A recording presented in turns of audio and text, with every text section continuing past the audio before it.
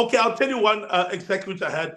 And I hope I'm not sounding like it's just rosy. It's not rosy. I just think as you seek God, that it keeps you in a certain mindset and frame. I'll not forget one challenge which I had. I talk about this quite regularly. I was in ministry the first 2 years, and the thing began to expand. That time I had two branches. And I had a son in London, which God blessed. He came to our church, he used to sleep in his sister's bunk bed. He came to our church, and God blessed him highly. He became a manager, and God began to lift him. He got married in our church, and God led us that he must help me with Birmingham branch at the time.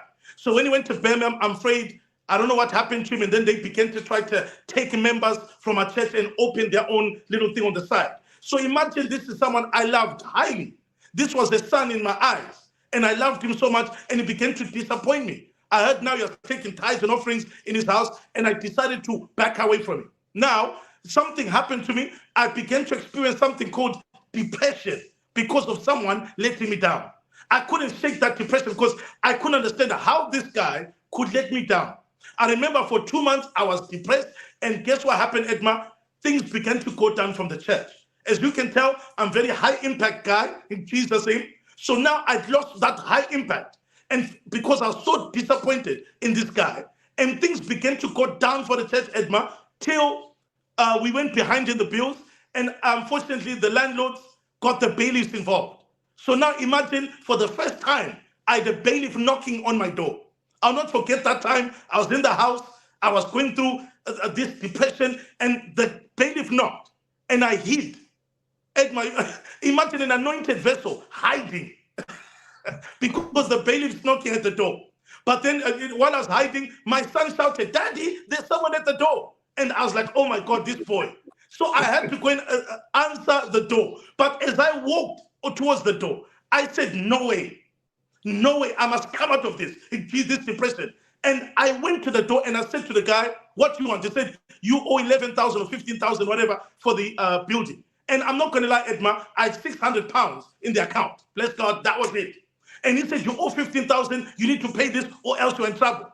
We're going to take all your goods here. And I felt a boldness. And I told him, I'll have your money by Friday. I only had 600 pounds, bless God, in the account. I said, I'll have your money by Friday.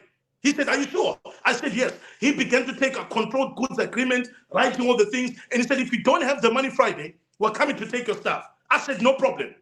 Edma, I went and I prayed. I said, Father, all things are possible with you. And just like that on Wednesday, God told me, stand up and command 15,000 to locate your account. So I stood up and I said, 15,000, locate the account. Just like that, Edma, within minutes. Remember, I'd made no announcement to any member of our church. People began to text me, Pastor, God has touched me to give 1,000. God has touched me to give 2,000. I had not made any announcement of what had happened. People began to text me, and by Friday I had 10,000. I had only 600 at the time. By Friday it was 10,000, and then I sent it to the bailiffs, and then by Monday I had 7,000, and I sent the 5,000 with interest. And I went through this, but it was God teaching me that no matter what, you're going to come out. And I learned that strategy the first 3 years. That was my toughest test. And I came through a winner through seeking God.